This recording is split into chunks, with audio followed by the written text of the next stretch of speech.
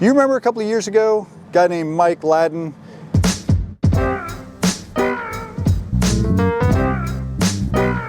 Had an orange Unimog.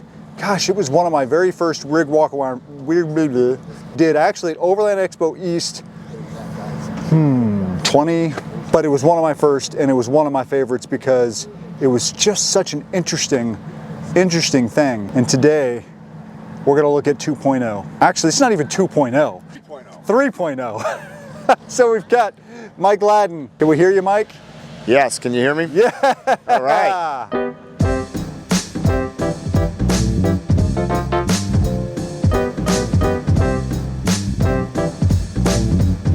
I'll be the first guy to admit, I didn't even know that was possible.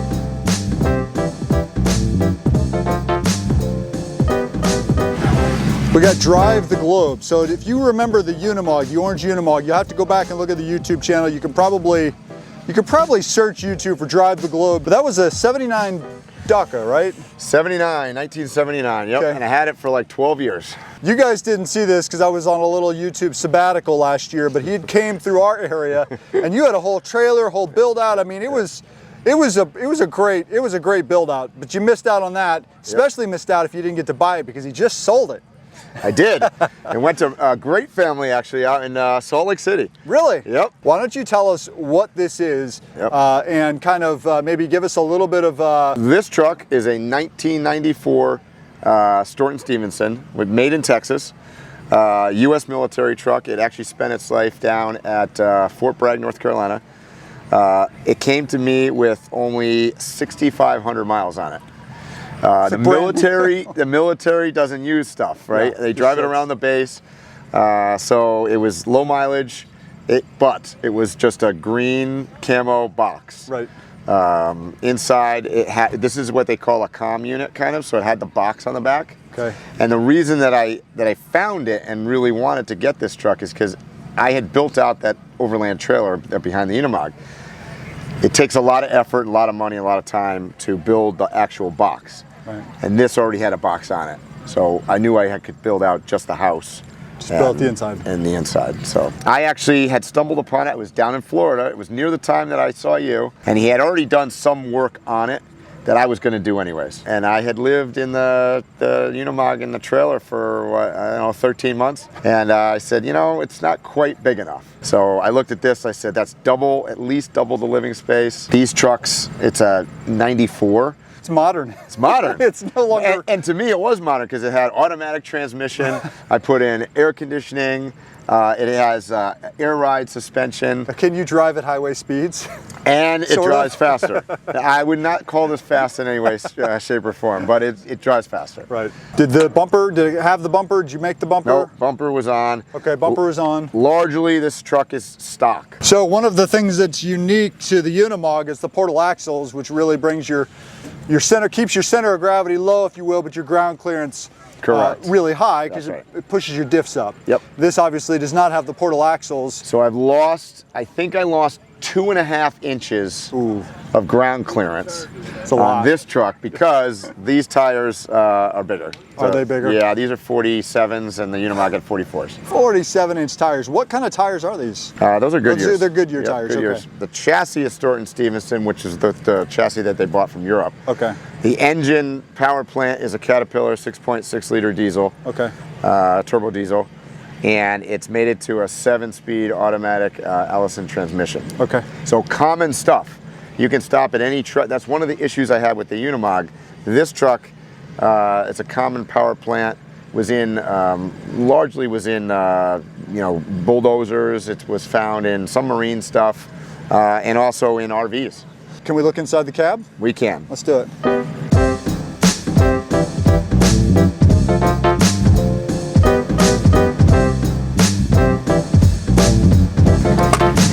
Oh, you got so much room. So yes, compared to the Unimog, this is like a Cadillac. Like I said, it's got air brakes, it's got automatic push button transmission over here, it's got power steering, amenities that I didn't have in the Mog, like a radio. You can listen to music because in here you can actually hear it. I kind of redid the cab, completely insulated it both underneath and inside. This is actually the first truck that I've ever had that had AC in it. The Mog didn't have AC. Mog did not have any AC, no. I got my satellite tracker and my Garmin Overlander, and I got backup camera system, which I mounted up on top here. This is the control panel here for central tire inflation, right here, and cool. which is nice because you know, while we're driving along and we're in the Baja and we're going down a pavement, we ditch off into a dirt road. You hit this thing right here that says sand, and your tires are deflating as you drive. Nice. Going along and back to road, you hit back on highway and up they go. So you've got your fridge in here. Yeah, so this cab, and you can remember the Unimog one, this is so, I mean, even though that was a 4-door, yeah, this has got way more headroom. Well, yeah, because you know the Unimog, you were. Oh, and you'd be touching your head on the ceiling. Yeah, for sure. I've got plenty of room here, and I put, I believe this is 3 inches of foam padding. But this is a 2-door. But yes, I fit my Dometic fridge. This is a 55 liter fridge. Most of my camera gear I can store behind the seat. I got my 1 wheel back here. But it's night and day, night and day. The seats, probably the most expensive thing on this entire build. Honest to God, yeah, was the Shieldmon seats. Yeah, they are not cheap by any stretch of the imagination, but they are incredibly comfortable. And you know, when you're going to do some road warrior stuff on occasion, comfort's a big thing. Yeah. Everything that you see here electronically, I wired through my house batteries. I didn't want to mess with the actual truck part of this operation. Yeah. So I left the truck largely stock. Kind of stock. So all of this stuff, and everything's on a switch, so I can turn everything off manually anyways. This panel up on the top here is all my overhead off-road lighting. And this whole box I installed. This is from a later Stewart and Stevenson. This has air conditioning. The stock truck, when I bought it, did not. It was just a heater. Okay. So all of this whole pod up here was basically just looked. Just like fit in. It was just a heater, yeah. Okay. Cool. Shall we go take a look out back? Let's do it.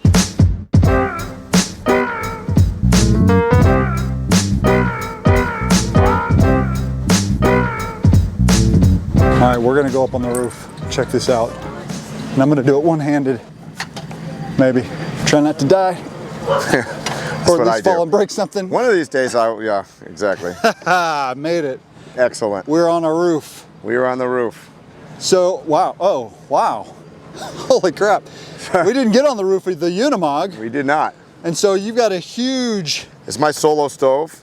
Okay. Platform to stand on to get up here. These are, like I said, these are my AluBox storage for cycling gear. Okay.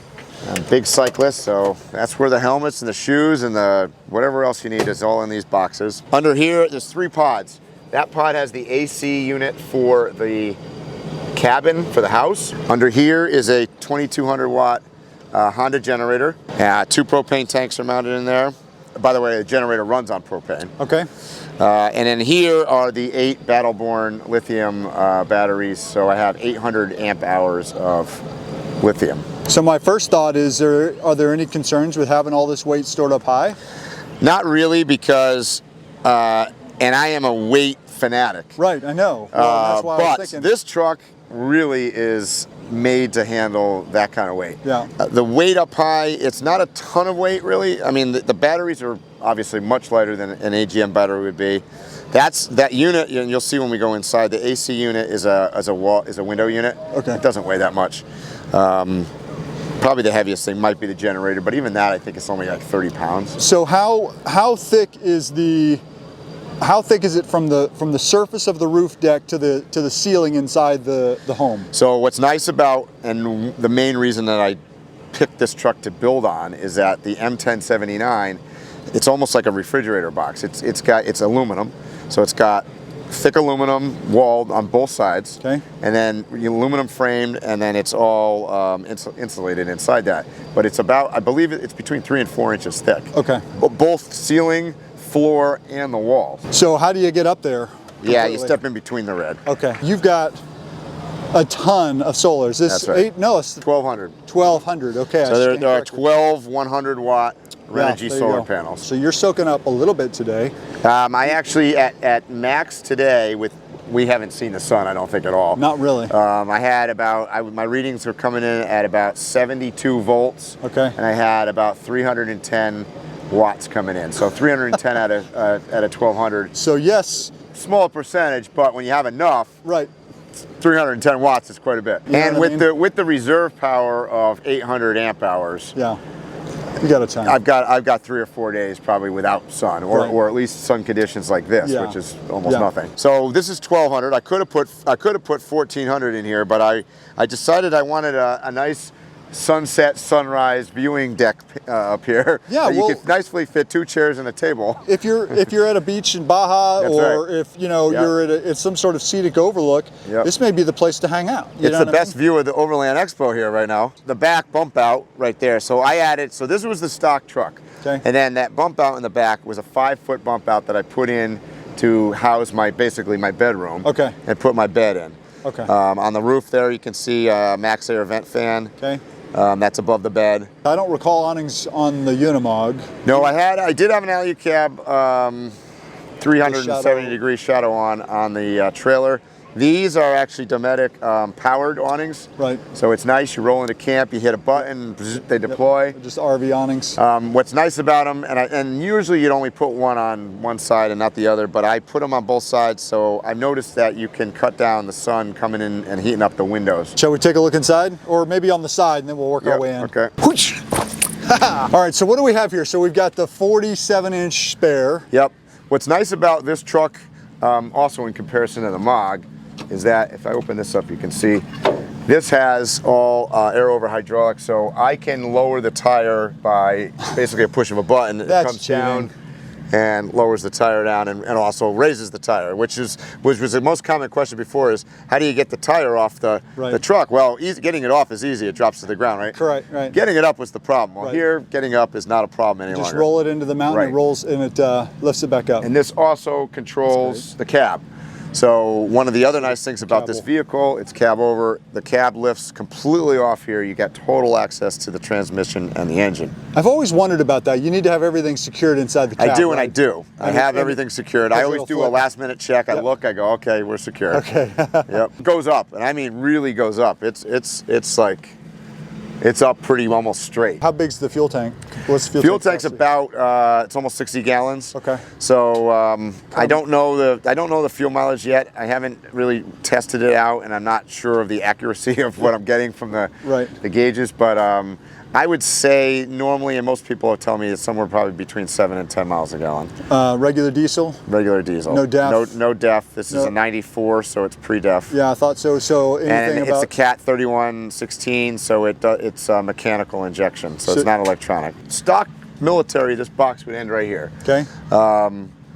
This had a bunch of big, gigantic electrical hookups. I kind of reconfigured it, I guess, if you will, and put 110 outlets outside. This is my outdoor shower, so I can hook up either a hose, which I use to cook on the scuttle, or I can put a shower that mounts up here, so you get an outdoor shower. And then you've got 3 panels up here. Were they just panels before and you cut them out for the windows? No, so great thing about this is that the military those are military windows. Okay. So this truck actually had 3 windows on each side. Oh. I blanked in 1 on this side and 2 on the other, so I could get more room for my shower and my bathroom. And this is behind where my wardrobe is. So what did you do? How did you attach this rear box? So the rear box, the 5-foot box here, is bolted on. It's bolted on, and then it's then caulked and sealed and riveted. All the corners are riveted. The seams are riveted. How do you do a rivet? This is a rudimentary question. It hurts. It hurts. I did them by hand. You could do them. I had an air rivet gun, and of course I couldn't find it when I had to do the project. So next thing I know, I'm hand riveting. Every one of these is hand riveted. So you got to drill them, rivet them. It was work.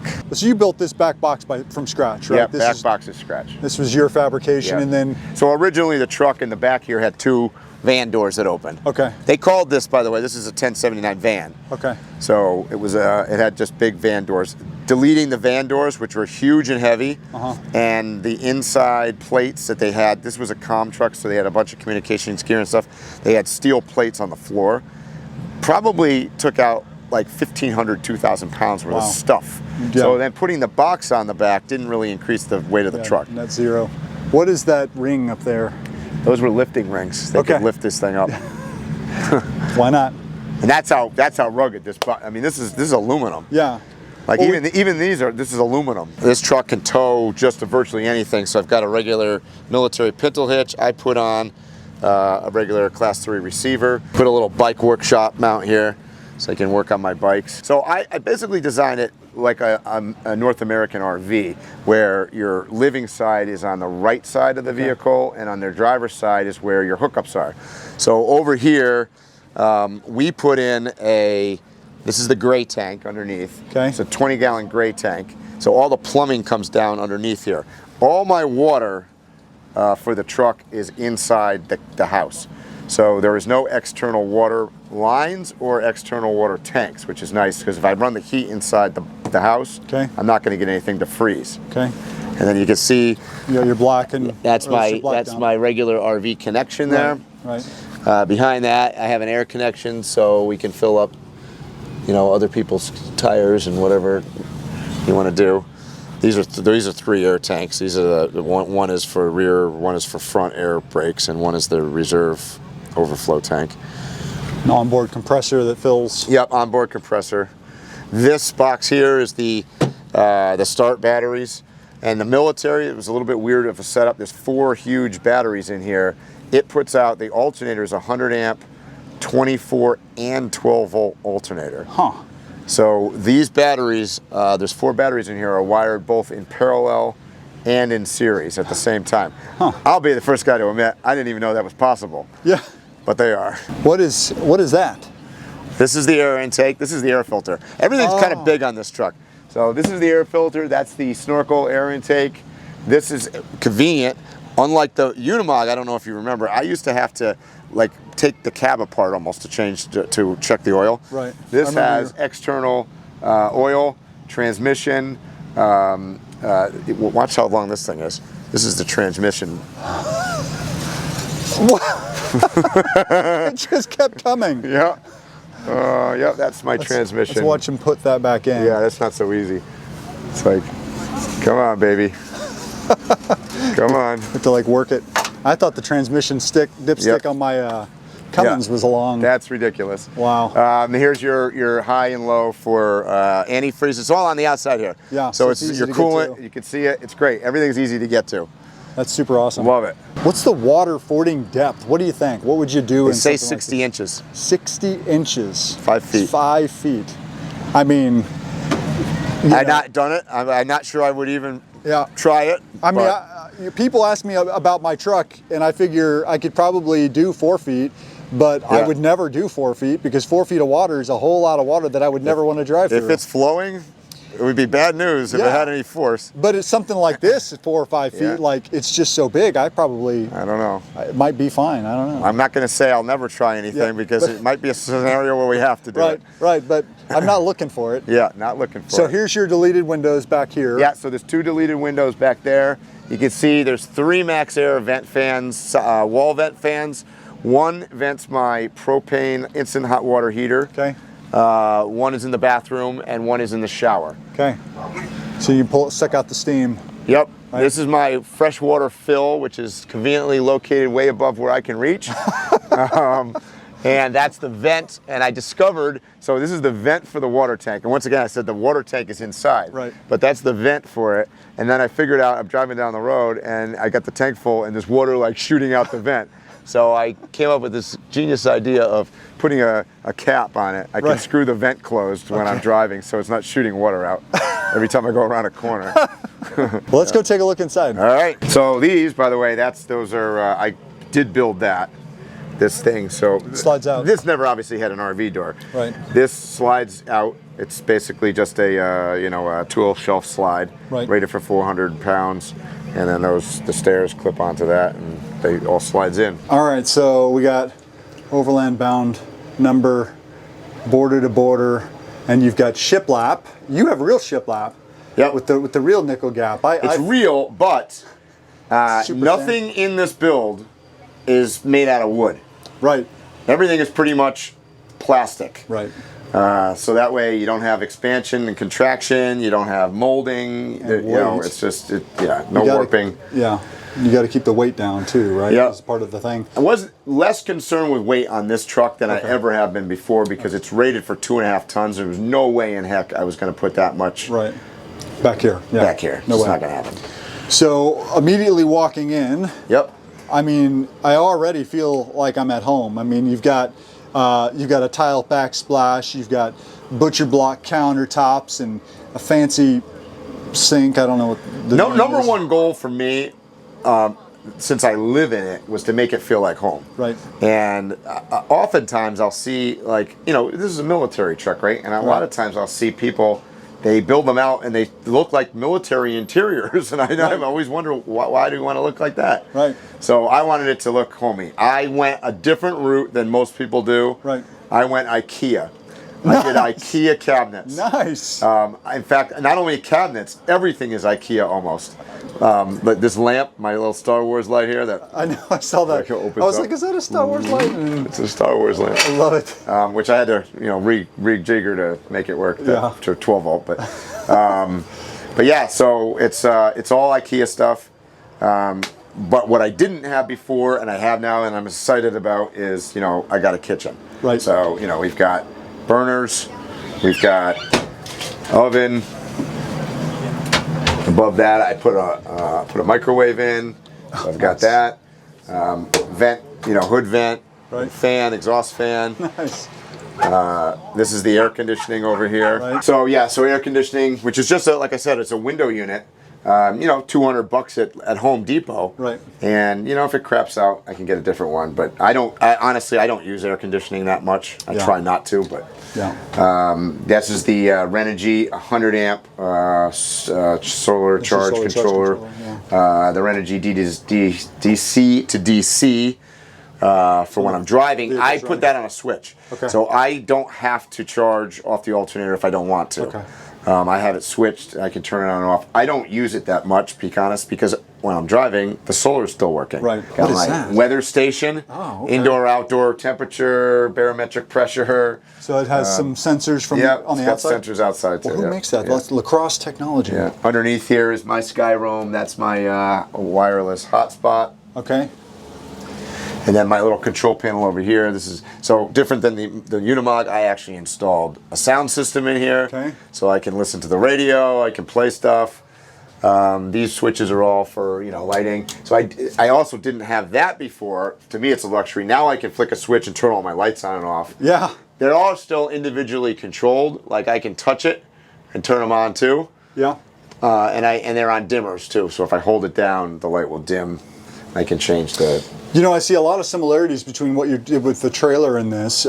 This is lighter in color. I feel like the trailer was not the two white, biggest things are the same. Same exact ceiling and same exact floor. Okay. But yes, like you said, I kind of went for, dare I say, the van life-y look. A little bit light and bright.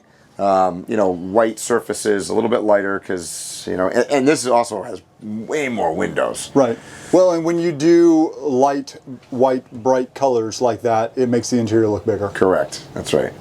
So underneath here, this is where my dual zone Dometic pulls out. This is my fridge and freezer. Nice. And I had to kind of custom fabricate the IKEA thing to make it drop it so I could clear the drains for the sink. So that was a little bit challenging. So but it's a little tight, but you got it. We did that. And you can see, it's hard to see, but this little square here in the corner that I spray painted black, that's the corner of the water tank. So the 82-gallon water tank is right here using all that space that you can't get to under the cabinet anyway. So this whole thing is a water tank all the way up to the countertop. Got it. And it's just piped and plumbed. It's piped and plumbed out to the sink. And under here, this is magnetic panels. Pulls off. That's where my Propex heater is for interior heat. Okay. And my water pump and some of my filtration system is under there. Okay. And then I got, this is also IKEA, 2-bay farmhouse sink. I love it. Gotta have that. It works. You know, faucet here, all the water. You know, it's got a sprayer and everything, so much more like living in a house. This is my Akuva LED filtration system for water. So when you turn it on, you know, it lights up blue and indicate that it's doing it. And in theory, that you can suck water out of a pond in Africa and it should be fine. Yeah. I'll let you know when I'm going to do that. You can have the first glass. Will you ship this to Africa someday? Yeah, when it gets there. You roll it on. Yep. And you've got whiskey in a pump bottle right there at the sink. No, that's soap. Oh, bummer. I'm just kidding. But you know, plenty of storage, which is nice. Right. You know, here's all my food and stuff, and I kind of put extra bungees just to. I put super strong magnets on these cabinets. Okay. And it works. I've never really had anything open up or whatever. I mean, you can pull on them and they're pretty. Right. Well, and the bungees hold stuff in place a little bit to keep bumping. So it doesn't slide around. Right. And then it doesn't put pressure on the doors, so the doors aren't having to work as hard. What do you have over in the corner here? That's my espresso machine. Okay. Because I can't go without that in the morning. That is bolted down, so that's not going anywhere. It's not going anywhere. Everything else, anything that isn't bolted down just goes in the sink when I travel. Right. But it takes literally 2 minutes to leave. That's my controller for my Go Power inverter. That's a 3,000 watt inverter, converter, and charging system. So you have another inverter back here, or this is the one that's up there? Big unit in here that's a disaster and mess right now. So I got to finish that. But yep. That's what's really the brain of the whole operation. This is the controller for my heating system. Okay. And I've got all the propane monitors and smoke alarm system and all that stuff. Make sure you're not going to silently die. Yep. These are remote controls for the awnings. Oh, that's your awnings. Okay. Remote control for light. This is remote control for the vent fan over the bed. The Max Air. Got it. Max Air, yep. I don't use it very often, but I can fold this out. And that's my sort of kitchen table. Right. And I usually eat at my computer, which is right here. So this opens up. And this is your iMac. There you go. That's how you work. That's your iMac. And it's all padded in here. Yeah. So I had to keep taking it down and setting it up every time in the trailer. When I moved. Yeah, I remember you had it in the box. Yeah. So now it just rides in here and it's safe. Everything has latches on it. I put latches on everything. All the cabinets have latches. Right. The fridge latches in there, so nothing can move in transport. This is the water closet, I'll call it. The water WC. Closet. It has the toilet. So this is smaller than your bathroom in the trailer, right? Well, yes, because this doesn't have the shower in it. That had the shower in the bathroom. It was combined.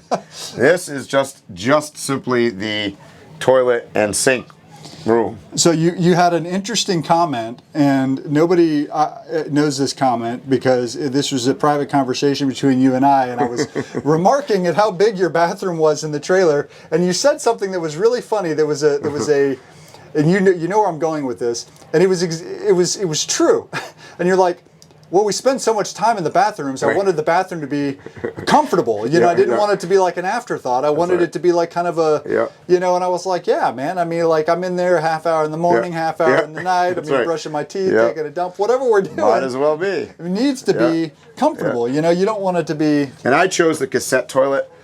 Because I've looked at other things. I've looked at the composting. I've looked at, I could have made it like an RV and I could have put in a black tank. I find the cassette thing is great. You just pull it out. I can take it here. I'm at Overland Expo. I just pull it out. It's a 6-gallon thing. You go dump it in the porta potty. Where do you pull it out? Down here or inside? Okay. This panel pops off. Okay. Slides out. Okay, and you just grab that. Pull it out. There you go. That's it. Yeah, plenty of storage. Way more storage than I had before because you got storage for, in the cabinet and, storage up here for all your toiletries and whatever you want. Yeah. Right. Was that a mirror up there at the top? This right here, yeah, mirror, because I'm bald. Oh, you can see. That way I can see the back of my head. Me too. Make sure when I cut my hair, I don't miss a spot. Exactly, that's where you need it. That's sometimes I come out and my wife's like, "Ooh, you're gonna have to do that." You have a stripe. And I put a TV in this time. That's all wired through my sound system. I can put movies into the iMac and run them on the TV, and then you can go back that way, or you want me to? I don't know. We both can't fit there, really. Yeah, I guess I'll go back here and you can tell me about it. So, so now you've got the shower. So that's your full-size shower now. Okay. Not in the bathroom anymore. Just a regular shower, rain head. It's also got the Max Air vent fan light in there. It's a full 34 by 34 inch shower base. And then can you close this off? I mean, I don't see a door here, but maybe. One of the reasons I designed it kind of like this, where it was across and like this. So if you I don't care, but if you wanted privacy or something, this door you just open like this. Yep, and you got. And you pretty much blocked off the rest of your house. Got it.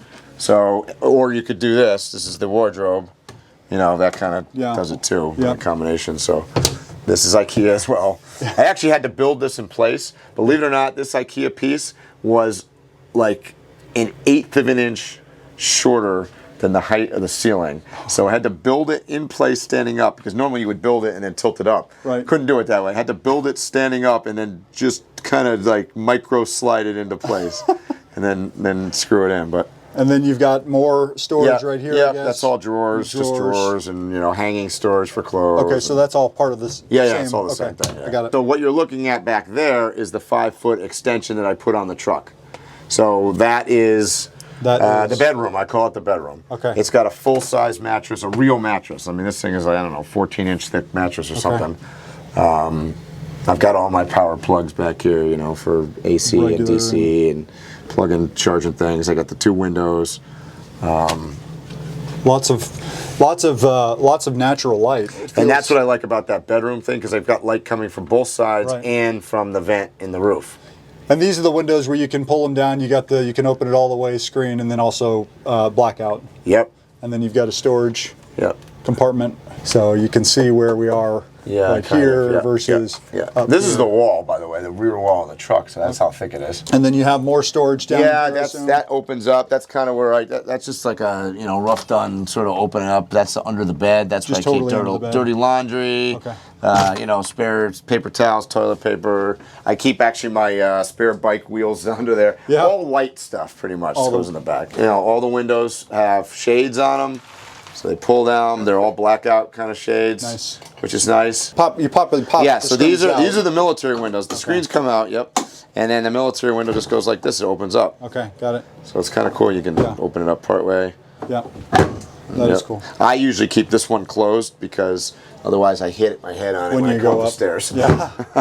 Yeah. So once again, Mike, it was an absolute pleasure to see something that you have created, like pretty much from scratch. But the only thing you didn't make was the truck. You know what I mean? Yeah, and I don't want to do that, but and it took full time for like maybe 2 to 4 months. I'd say I moved in 2 months and it finished in 4. Yeah. So you were telling me that earlier. You said about. I mean, were you exaggerating a little bit when you said 18 hours a day for like 4 months? No, unfortunately I wasn't. I literally started. So what happened is I came back from the south, sold the Unimog, and then had like a deadline. So I had a deadline because I was losing my house and I had to move in here. So I got it to be move-in ready April 8th. I moved in June 9th. So it was slightly 1 day over 2 months. It's brutal. Do you have any idea? Well, you do. You told me earlier. Do you mind sharing like an estimated cost, what you have into it? Yeah, I mean, I bought the truck for like 18 and I have probably close to 82,000-ish into it at this point. Now that's him doing all the work, obviously. If he was paying somebody else, that number would be completely different. Yeah. But and one of the reasons I can save some of the money is because the box was already on the truck. Right. You'd spend a lot of money, probably 30 grand, I would guess, building the box. Yeah, I can imagine. That would be. So I got a lot of people asking me, well, how much was it? And I'm like, he built it. Well, how much did it cost? How much did it cost to build? And that's a really complicated question with a complicated answer because you could have gone cheaper or way more depending on how you would want to do something like this. Absolutely. I don't have the ability to do stuff like this. I would like to figure out how to do stuff like this. I think you probably do. It might be a time thing for sure. That's right. It's not that I couldn't. I just don't have the know-how currently. But anyway, watch a lot of YouTube. Yeah, that's right. I really, really appreciate All right, man. the opportunity to reconnect with you. Absolutely. Good seeing you again. Make sure you like this video, subscribe, all that fun stuff. Otherwise, we'll see you guys in the next video.